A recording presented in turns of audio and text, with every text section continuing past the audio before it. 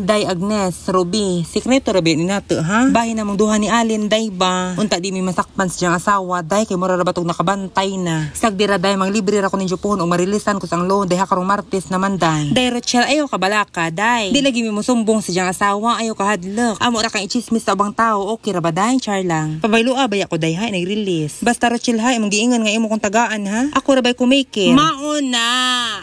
Nasakpan ra gajud mo. Ikaw Alin, abi ko bag pulis, kawa ka nagsaba nga yaya nam day karon. Ni duty man day kag bantay darang baji. Naunsa ka, wa kay bawon sa imong gipangsulti. Ayo nako buang-buang nga Alin, kay bawon nako. Nga naamoy something ni Rochelle. Asa magjawi sa sakyanan, ambi na bibaga kag naong gamit-gamit ka. Gapasakay pa kag tulo ka iro, ambi na. Nanimaho na tong sakyanan. Di ara.